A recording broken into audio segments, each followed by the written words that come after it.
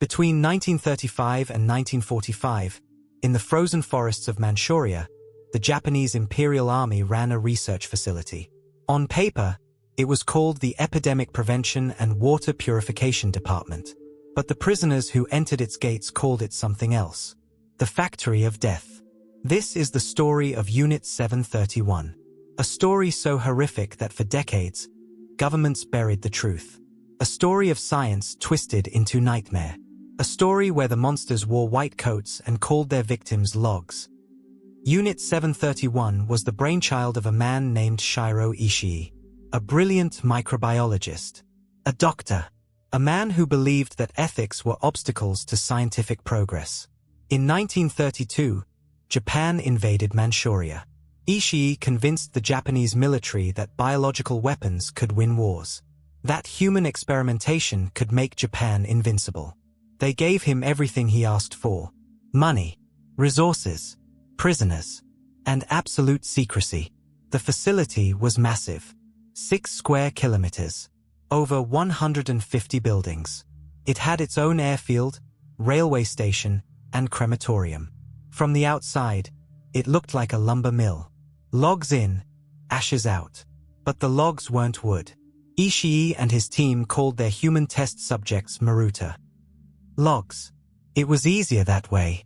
Easier to do what they did when you didn't think of them as people. The subjects came from all over. Chinese civilians, prisoners of war, Russians, Koreans, Mongolians, men, women, and children. Anyone the Japanese military deemed expendable. They arrived in trucks, blindfolded, chained. They entered through gates marked with cheerful signs about health and sanitation. They never left. What happened inside Unit 731 is difficult to describe. Not because the facts are unclear, but because the human mind resists believing that doctors could do such things. Ishii's primary obsession was biological warfare. He wanted to create the perfect plague, a weapon that could devastate enemy populations while leaving infrastructure intact. So they tested diseases on living humans. Prisoners were injected with bubonic plague, cholera, anthrax, and typhoid. Researchers would document how long it took to die, what symptoms appeared, how the diseases spread. But they didn't just inject diseases. They wanted to study natural infection. So they locked prisoners in rooms and released plague-infected fleas. Then they watched, took notes, photographed the progression. Some prisoners were given infected food. Others drank water contaminated with cholera. Children were fed candy laced with anthrax. The researchers treated it like any other experiment. Clinical, detached, scientific. But the diseases were just the beginning. Ishii wanted to know the limits of the human body. So they tested those limits. Prisoners were placed in pressure chambers to see how much their bodies could withstand before organs ruptured. Air pressure was increased until eyeballs burst from skulls. They were locked in freezing rooms or had limbs exposed to extreme cold until frostbite set in. Then doctors would test different thawing methods. Hot water, gradual warming, direct heat. Sometimes they would amputate the frozen limbs while the prisoner was still alive. Then they would freeze other limbs to continue testing. One survivor testimony describes a woman who had her arms repeatedly frozen and thawed. She remained conscious through all of it. By the end, her arms were black, dead tissue hanging from living shoulders. The doctors took detailed notes. Vivisection was common.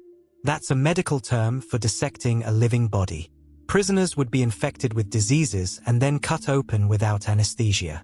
The doctors wanted to observe the infection in real time. See how organs were affected while the heart was still beating. They said anesthesia would affect the results, would make the data less pure. So they strapped prisoners to tables and cut them open while they screamed. Pregnant women were infected with syphilis. Then doctors would perform vivisections at different stages of pregnancy. They wanted to see how the disease passed to the fetus. Mothers were dissected alive while researchers examined the infected babies still in the womb. One doctor who participated later said it was necessary, that the screaming didn't bother him after a while, that he learned to see the subjects as materials, not people. Unit 731 had a special area for testing grenades and flamethrowers. Prisoners were tied to stakes at various distances. Then weapons were tested on them. Researchers measured blast radius, burn patterns, shrapnel penetration. They brought in different types of people: elderly, children, healthy adults. They wanted data on how different bodies responded to explosives. After each test, the bodies were examined. Whatever remained was sent to the crematorium. The facility went through thousands of prisoners. Some estimates say 3,000. Others say over 10,000. The exact number was never recorded. Or if it was, those records were destroyed. Because in August 1945, as the Soviet army advanced on Manchuria, Shiro Ishii received orders. Destroy everything. The researchers had days. They moved quickly, systematically. All prisoners still alive in the facility were killed. Most were given lethal injections. Some were shot. A few were simply locked in their cells when the buildings were burned. Every record was burned. Files, photographs, research data. Decades of experiments turned to ash. The buildings were demolished. The crematorium worked overtime, burning bodies and evidence alike. By the time Soviet forces reached the compound, there was almost nothing left. Just ruins, bones, ashes, and silence. But the doctors didn't flee to random locations. They didn't go into hiding. They went home to Japan. And they made a deal. The United States was also advancing on Japan. American forces were preparing for the invasion of the mainland. And American intelligence had heard rumors about Unit 731. Shiro Ishii and his team reached out to American authorities. They offered everything. All their research. All their data. Years of human experimentation. In exchange for immunity. The Americans agreed. You see, the United States wanted that research. The biological warfare data. The human experiments that would be impossible to conduct under American law. So they made Ishii a deal. Full immunity from prosecution. No war crimes trial. In exchange, he would turn over all his research to the US Army. He accepted. In 1946, as the Tokyo war crimes trials were prosecuting Japanese officers for atrocities, Shiro Ishii was living comfortably in Tokyo. He was being debriefed by American scientists, sharing his findings. Not a single member of Unit 731 was ever prosecuted by the United States.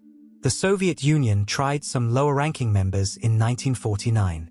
They were convicted. But the leadership, the doctors who designed the experiments, the men who cut open pregnant women and froze children alive, they all walked free. Shiro Ishii died in 1959 of throat cancer. He was 67 years old. He never expressed remorse, never apologized. In his final years, he converted to Christianity. He told friends that God had forgiven him, that his work had been for science, for the advancement of human knowledge. Many of his colleagues went on to successful careers. Some became professors. Others ran pharmaceutical companies. One became the governor of Tokyo. The data they provided to the United States was used in American biological weapons programs.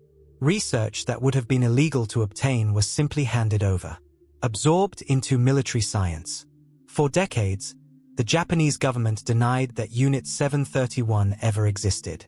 They called it communist propaganda, a fabrication by the Soviet Union. It wasn't until the 1980s that Japanese researchers began uncovering the truth. Documents that had survived. Testimonies from soldiers who had worked there. Survivors who had somehow escaped. In 1997, the Japanese government finally acknowledged that Unit 731 had existed. But they still refused to release full records or issue formal apologies. The site of Unit 731 is now a museum in Harbin, China. You can visit it. Walk through the ruins. See the photographs that survived. There's a room filled with jars. Inside are preserved organs, pieces of bodies, evidence that the museum staff found buried at the site. Each jar is labeled: age, sex, date of death, cause of experiment. One jar holds the organs of a 5-year-old girl. The label says she died during a vivisection experiment. Plague research. She has no name. Just a number. The museum is quiet. Even when it's full of visitors, there's barely any sound. Just footsteps. Breathing. People say it feels wrong to talk there. Disrespectful. Because you're walking through a place where thousands died. Not in battle. Not defending anything. They died on tables. Strapped down. Screaming for mercy that never came. They died while doctors took notes. There's a room in the museum that holds testimony videos. Survivors. Former soldiers. People who were there. One video shows an elderly Chinese man. He survived because he was used for blood experiments. They kept him alive to drain blood from his body every few weeks. He was useful. He describes watching doctors bring children into his cell block. He heard them crying. Heard them scream when the experiments began. He says the worst part wasn't the pain. It was knowing that the doctors didn't care. That they saw him as an object. A tool. When he cries in the video, he's not crying for himself. He's crying for the children. The ones who didn't survive. Another testimony comes from a Japanese nurse who worked at Unit 731. She was young, barely 20 when she was assigned there. She didn't know what the facility did until she arrived. She describes her first day. Being shown the material storage. Rows of cells. People inside. Sick. Dying. Begging for help. Her supervisor told her they weren't people. They were experiments. She needed to see them that way or she wouldn't last. She says she eventually did. See them that way. She stopped hearing the screams. Stopped seeing their faces. She says that's what terrifies her most. How easy it was. How quickly she stopped being human. The legacy of Unit 731 isn't just in the past.